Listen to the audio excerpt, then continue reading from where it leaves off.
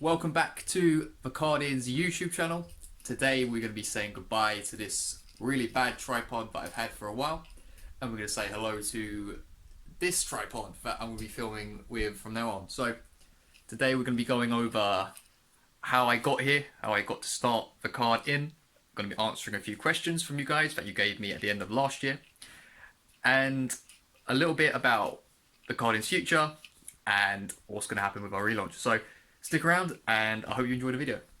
So my friend Tash, she's asked, how has university played a role in what I'm doing today? Which is a great question. So when I was at uni, I did an undergrad. I was a sports coach. I studied PE and sports coaching. I really wanted to go as far as I could in that field. I was very passionate about it. Then I sort of lost a little bit of interest. I went to do a master's in psychology at a completely different uni, and I absolutely hated it. It was of no use to me. I didn't really learn anything practical or useful from it. And I left after like 4 years of uni. I wasn't going to do what I trained to do in the first place, which was sports coaching PE. I wasn't going down that route. The masters didn't work out, so I kind of left uni at 22. You know, what am I going to do? Not quite sure what I want to do. Uni was crucial because in my last year I learned a lot, and my first year out of uni I learned a lot about what I don't want to do. I was lucky to come across some very influential people after I left uni, but even the 3 years at my undergrad, they were some of the best years of my life. I left home, I was living by myself with friends. Huge opportunities for independence, to grow up, to do what I wanted. I learned lots and lots of things. I had some very good lecturers at my undergrad. I started reading again, and I had a couple epiphanies, which sounds a bit dramatic, but it was a life-changing moment. I think the main thing is leaving this small tiny place where I'd lived my whole life. I go to live somewhere new. Met a huge variety of people, had a huge variety of experiences. 3 fantastic years followed by a bad year at my postgrad, which in a way is still a crucial experience to what I'm doing today. University, yeah, the independence, learning new things, being surrounded by new people, the bad experiences, figuring out what I don't want to do. I've come out of that. I had a huge growth in that sort of 5-year period, 5-6 year period now. And yeah, now that I've had this 1-2 years working post uni, I'm determined to make the Cardian and my magic career be my life, all my life in that field. I want my career to be in my passion. I don't want my passion and magic in this to be on the side, because if I can make the Cardian and magic my whole career, I can focus a good amount of attention into both. My next question is from not sure how to say this, XOIAZ0. This person's asked me 2 actually really good questions. Overall, where do you see the focus and creative direction ending up by 2020 with the Cardian? That's a fantastic question. I remember seeing that. I was quite excited to answer it. That was at the end of December. I got asked that question. By that point, I was like, yes, we're going to do the Cardian relaunch. As you can see, this is our new logo. And my idea of the Cardian relaunch was actually a bit tame back then. In the 3 weeks I followed it, every time I think about the Cardian relaunch, I've taken it to another level. We're going to have one major change called the Cardian unboxing experience, where instead of just receiving your deck of cards in a jiffy bag with a note from me and then maybe in a double backer or something like that, pretty much every single order is going to be within a box. We're going to have branded tape. We're going to have, your decks are going to arrive in tissue wrap with a twine bow, with 2 acrylic sleeves, a thank you slip, which is a printed slip which will have a note from me on it as well, potential ad card, potential card potion, which you might see. I think a lot of people know what card potions are. So the whole point is, I want to I want the customers to sort of receive something a little extra it's to have a nice unboxing experience. It's nice to look at. It's nice to receive. It's a bit more exciting, just to add to that customer experience. So that's one major change. Creative direction. We're going to be creating a lot more content in 2020. Not just Instagram. I'm talking like content like this, videos from myself, videos from a range of creators. I want to dip into cardistry a lot more. We haven't really done any cardistry content yet, and it's one of the core things I've spoken about. I'm already in contact with 2-3 exciting cardists, and I'm looking to create a cardistry series, which is going to be broken down into a few areas like cardists in the spotlight, which is probably something that's already been done, so I have to call it something different. Montages, getting to know cardists, learning cardistry as well. We'll also be working with some other YouTubers as well. I've got some really exciting things lined up. So yeah, creative direction. These are just a few. These are just a few of the things we're thinking about. Like I said, we got new logo. Like our whole branding is going to be a little bit different. The unboxing experience. We've got a new logo. Probably going to be this year, maybe trying to sponsor a few events. Unfortunately, I missed out on UK CardCon this year, but for 2021, almost definitely going to be there either just as someone going for fun, or maybe I might be able to go. The Cardin will be there as a sponsor as well. So yeah, exciting things lined up.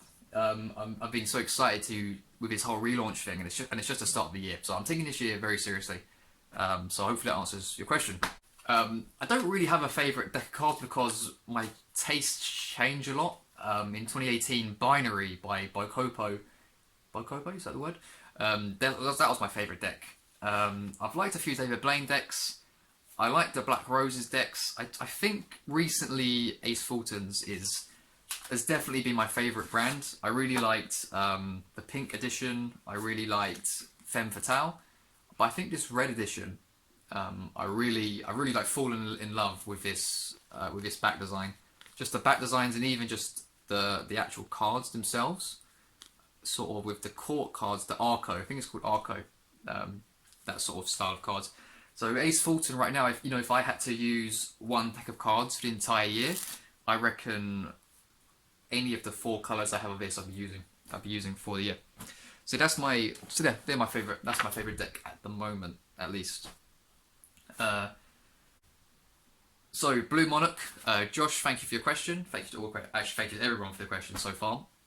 Josh has asked me, what started you into your Magic and card journey? So Magic, this was my postgrad year, 2017-18. I was just watching loads of TED Talks, and I came across a talk that spoke about connecting with people, and it quite interested me.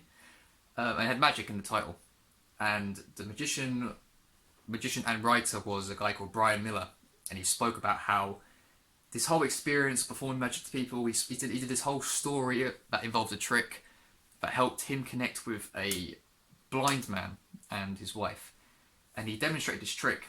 And then I did it to my parents, I did it to my brother, I did it to my family, I did it to some friends, kind of as a jokey, you want to see a magic trick. It was kind of jokey. But one of my best friends, Mason, he's also a magician, and I saw him a couple of weeks after this, after we all graduated, and he showed me a trick with cards, like a proper trick that involved some sleight of hand, that had like a proper method to it that you could do yourself. You didn't rely on someone else, like the trick I learned in a TED Talk was. And I was addicted. I got addicted to it. I had a deck of cards with me, which was like a Cartamundi. I think it might have been a bridge size, or it was like a very small deck. And I just got addicted to trying to learn that. I remember I was just spreading cards, and I just wanted to show people. And then after that, I went to YouTube. I found a couple, you get these YouTube videos where someone random, they just know 3 or 5 magic tricks and they just put it on the internet. I learned a couple from there, which were not good. But then I discovered Chris Ramsey, and it was a video of his from 2017. This was when he had about maybe 300 to 500k subscribers. And he did something, and I just remember looking at it and thinking, wow, that was such a cool thing. That was such a cool thing that he did, and I just wanted to know how to do it. I thought it looked amazing, and I wanted to be able to do it, and that just sparked off lots of curiosity, interest, and it was at a time where at uni, like I said, I hated my degree. I'd lost my passion at football coaching. I needed something new to sort of like fill that. And I just went in. I just went in from there. So I thought I'd change up with the new tripod, do a little bit of a different background maybe. Well, slightly lower down. Maybe make the video a bit more interesting. Toggle to tilt with the next question. How many different cards have I had up for sale at the card in? I would say between 80 to 100 different decks. Obviously, right now we have between maybe 50, 55. Lots of decks have sold out at the start that we haven't brought back. So, yeah, about 80, between 80 and 100. But we've got a lot coming in. We've got a lot coming in as well. Podge Mode has asked, what was my favourite trick?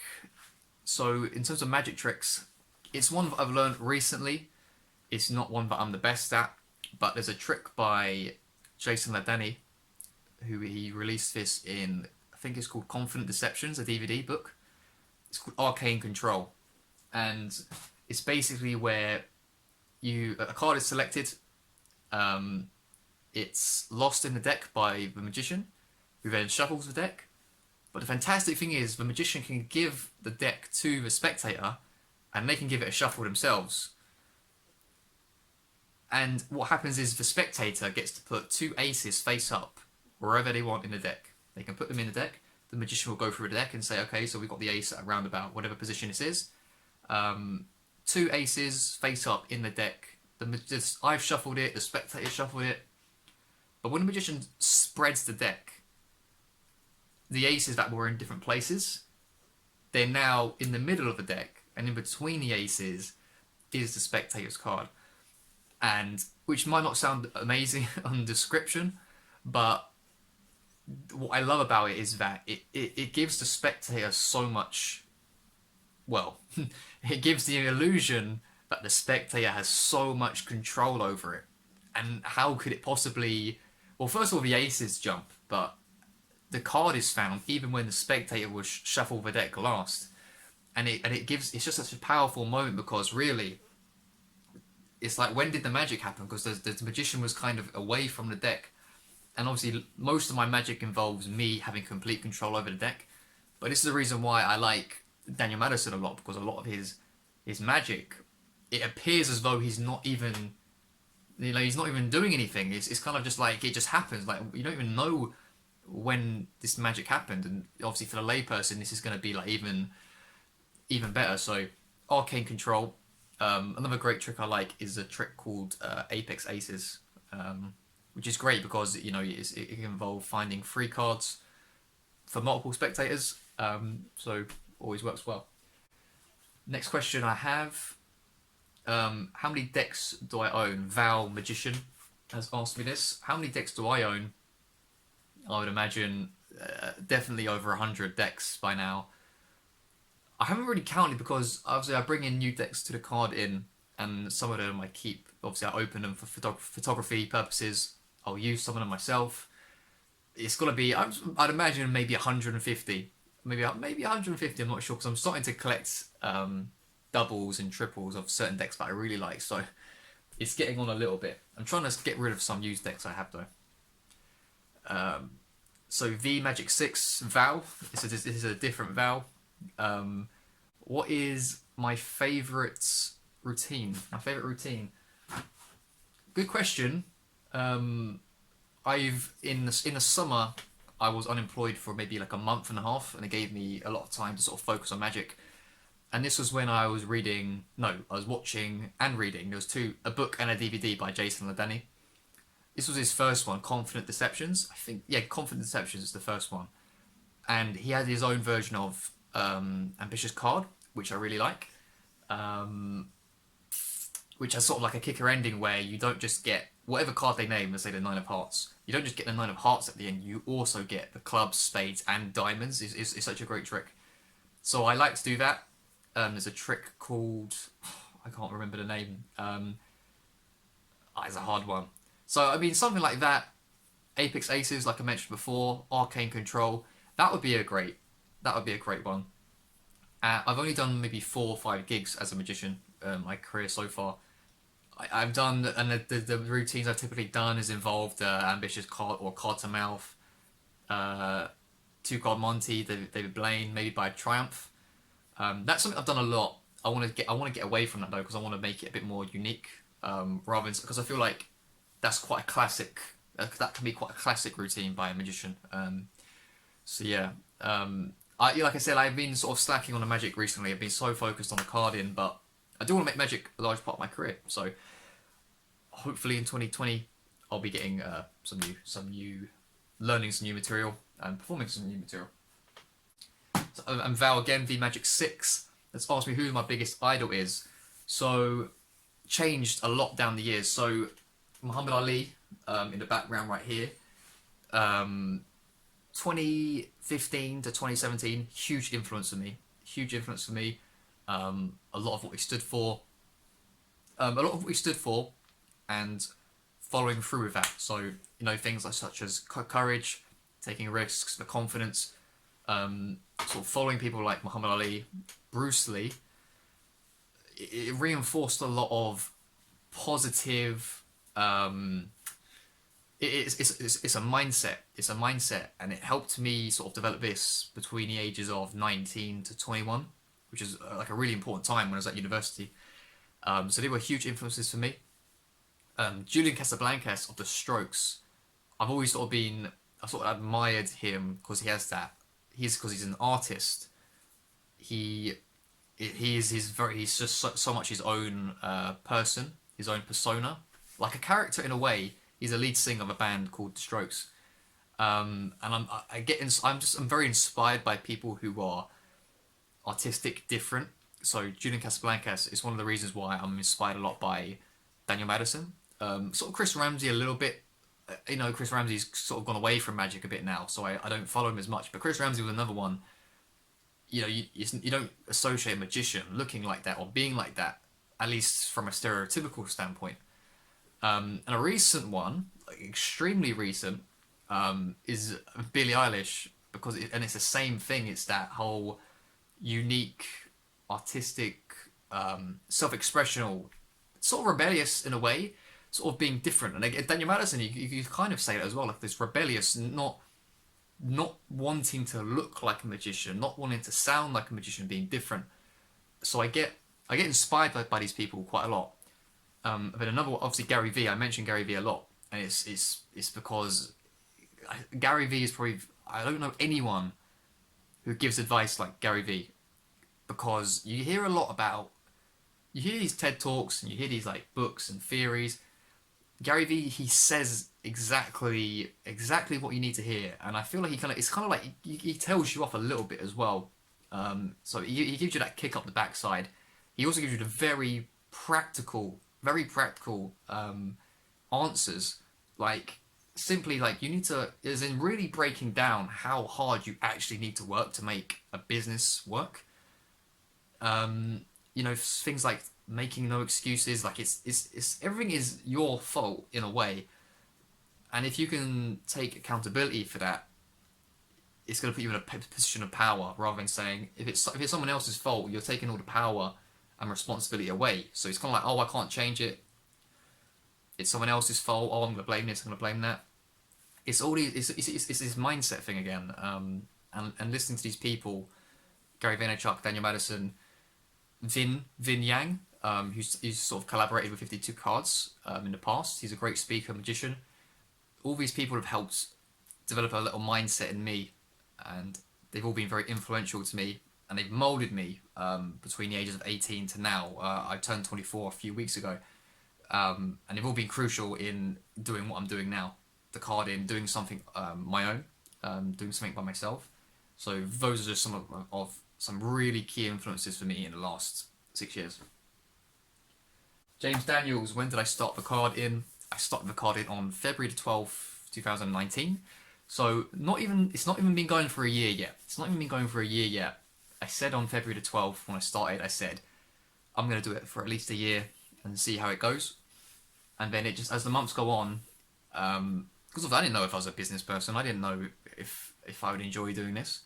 And I think the biggest credit to me is that I've continued to go on and do it, even when it was performing badly, and I did it in my spare time, and I was enjoying it, and now it's doing lots better.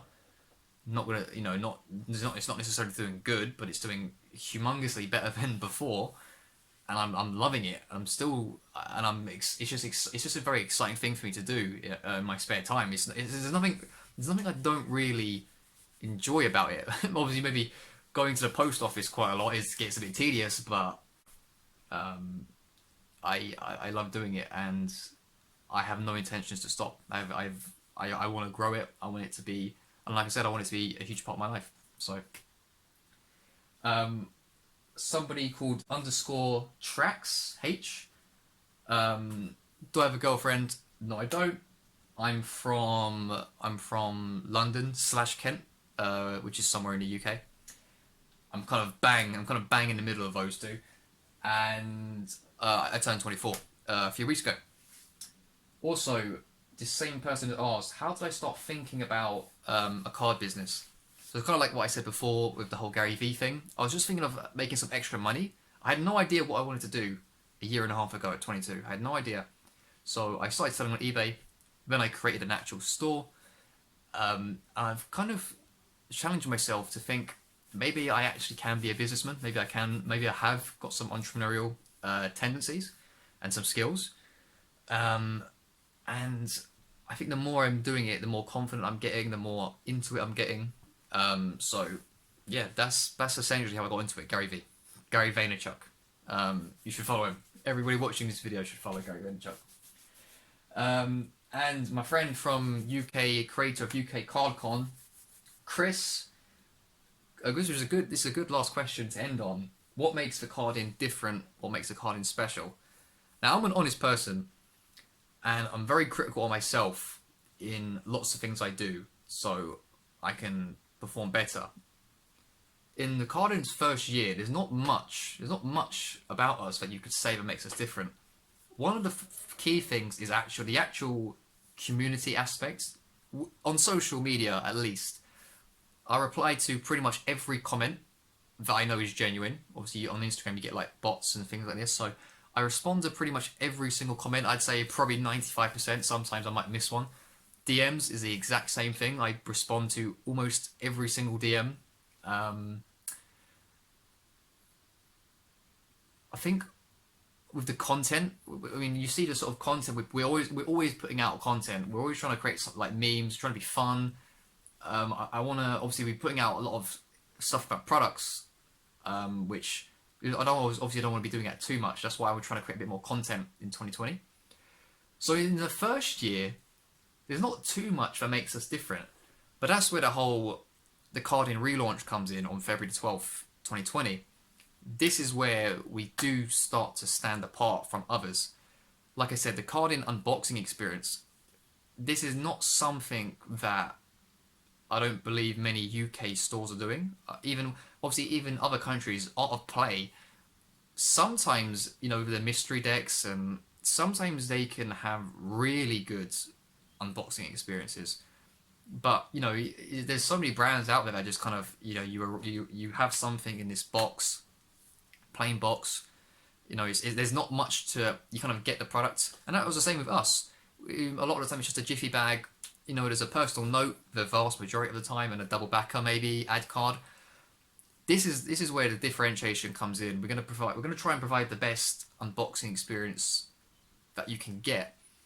Obviously, if the carding grows and gets better and bigger, we can add to that boxing experience and make it even better than it's currently going to be. And I think to begin with, it's going to be good, and I think people are going to appreciate it, and hopefully it just adds something to hopefully it just adds something to the experience and makes the customer even happier. Not just because they've got some nice decks, but the whole experience, the personal touches, the presentation, things like that. We want to start creating meetups. This has been on our website for a year, but now that 2020, there has to be meetups from the carding. Otherwise, I might as well just take that part of us out. I might as well just cross it out, delete it. But we have to create these meetups this year.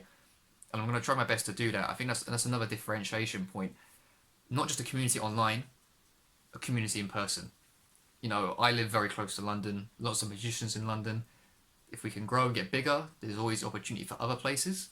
So, for card and unboxing experience, we've got this social aspect, creating content from an entertainment standpoint, educational as well. That's where the expert at the card in comes under. We've had a couple bits for that. We haven't been able to do lots for it, but I do have plans for it. Obviously, I run the card in entirely by myself, with the help of with collaborations. So, photography. I've had friends. My friend Becky Morgan has helped with lots of photography. I've had customers help with photography. Casper Perkin, Shifty Snaps. I think that's the correct at the username.